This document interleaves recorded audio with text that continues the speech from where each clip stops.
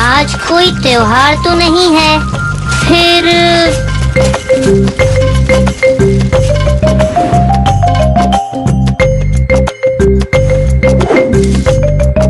हो क्या रहा है ये?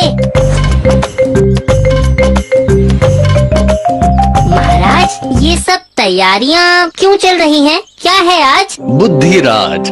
बुद्धिराज? महान गुरु बुद्धिराज पधार रहे हैं, पर क्यों? कितने दिनों के लिए? प्राण संकट में फंसने वाले हैं फिर तो। शांत मुंजा, शांत। इतने भी परेशान मत हो। और फिर वो हमारे परम मित्र के राजगुरु हैं। शिष्टाचार के नाते हम उनका प्रस्ताव कैसे अस्वीकार कर सकते थे?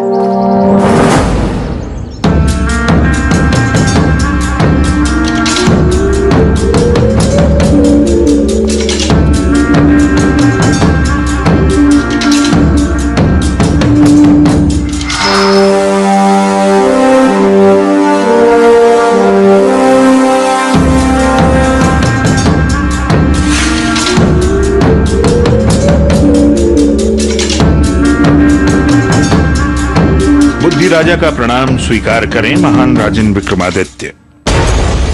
अब दो बातें। पहली ये कि ढोल का शोर सेहत के लिए हानिकारक है, वो मन को व्याकुल करता है। दूसरी बात, फूल बगीचों में या प्रभु के चरणों में ही अच्छे लगते हैं, उन्हें यूं उछालिए मत। सत्य वचन गुरुवर, सत्य वचन। अब अगर मुझे मेरा कक्ष दिखा दिया जाए तो मैं वहां तनिक विश्राम करना चाहूंगा। मंत्री जी, आप कृपया गुरुवर को उनके कक्ष तक ले जाएं। एक और बात राजन, आपने कक्ष में मेरे आदेश के अनुसार मेरी नित्य पूजा की सामग्री रखवा दी है या नहीं?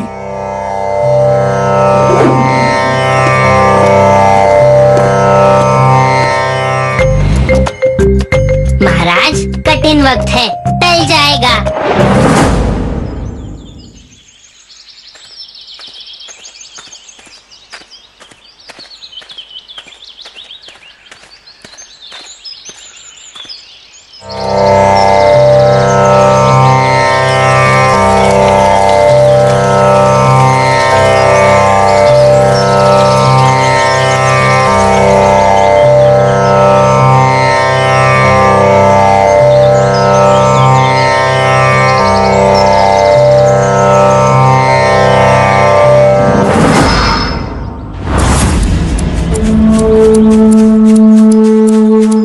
प्राणी, तुम्हें इतना भी ज्ञान नहीं कि किसी मुनि के सामने नहीं आते जबकि वो तप कर रहा होता है? अब तुमने अपनी हर सीमा पार कर दी है और तुम्हें इसका दंड मिलेगा, कठोर दंड। सैनिक, बंदी बना लो इसे और इसे दरबार में प्रस्तुत करो। अभी बंदी बनाओ इसे, अन्यथा तुम्हारा भी वही हश्र होगा।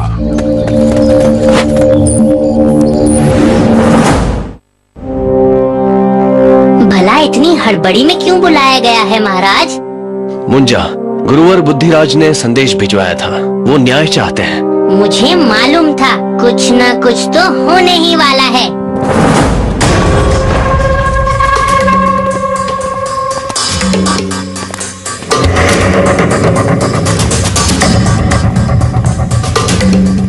महाराज विक्रमादित्य, मेरा सादर प्रणाम स्वीकार कीजिए और मुझे न्याय दीजिए।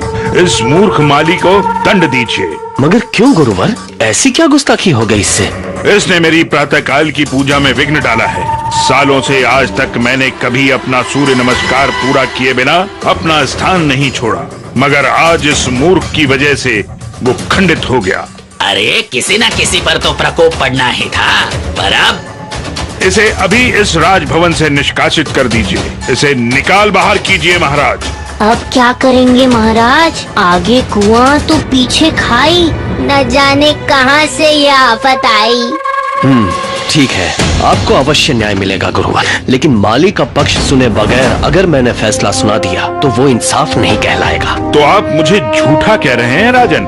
मैं बस नीति का पालन कर रहा हूँ गुरुवर, और नीति के अनुसार दोनों पक्षों को सुने बगैर मैं इंसाफ नहीं कर सकता। आपने मुझे भरी सभा में अपमानित किया है राजन।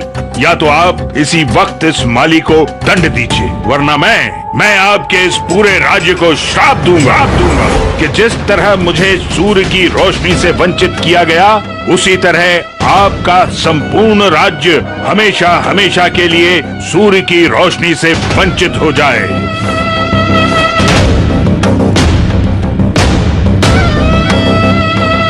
महाराज, एक माली के लिए इतना बड़ा संकट मत मोल लीजिए।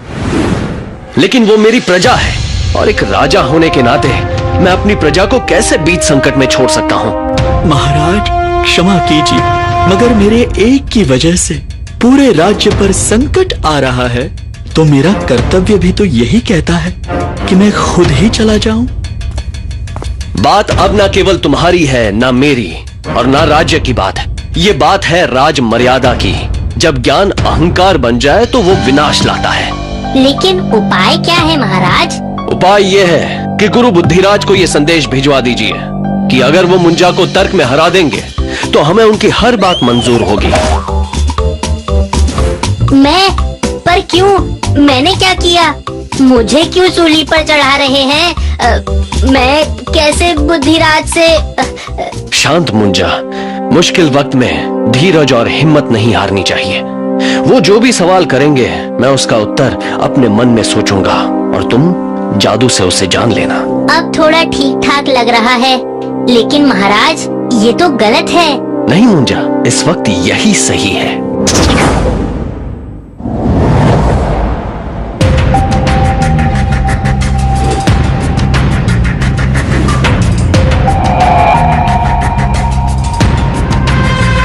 शुरू करो मुंजा। पहला सवाल करने का अवसर मैं तुम्हें देता हूँ, क्योंकि मेरे तो किसी भी सवाल का जवाब तुम दे नहीं पाओगे। परंतु आप बड़े हैं, मैं कैसे पहले कर सकता हूँ? ज्ञान में कोई बड़ा या छोटा नहीं होता। नहीं, मैं तो उम्र की बात कर रहा था। क्या कहा? पहले आप। नहीं, पहले आप, ये मेरा आदेश है। मान जा मेरे बाप। क्या? पहले आप गुरुवर, पहले आप। पूछो, डरो मत। डर? मुंजा किसी से नहीं डरता। मेरा पहला सवाल। गई भैंस पानी में। लेकिन मैं पूछूंगा अपनी भाषा में। किसी भी भाषा में पूछो। सरल इंसान कौन होता है? वो जो कुछ नहीं जानता इसलिए कुछ नहीं चाहता? नहीं, वो जो सब जानते हुए भी अपनी लालच और चाहत का त्याग नहीं कर पाता। दानी कौन होता है? जो धनी है? नहीं, जो संतुष्ट है। किसको अधिक गुस्सा आता है? जो बलवान है? नहीं, जो असंतुष्ट है। घमंडी इंसान कौन होता है? जो सबसे बड़ा ज्ञानी होता है? नहीं, वो जो कुछ नहीं जानता पर उस बात को छुपाना चाहता है। ज्ञान तो हर किताब में मिलता है, परंतु कठिन है उसका पालन करना। कठिन क्या है? ज्ञान की बातें करना या उस ज्ञान को दिल से मानना?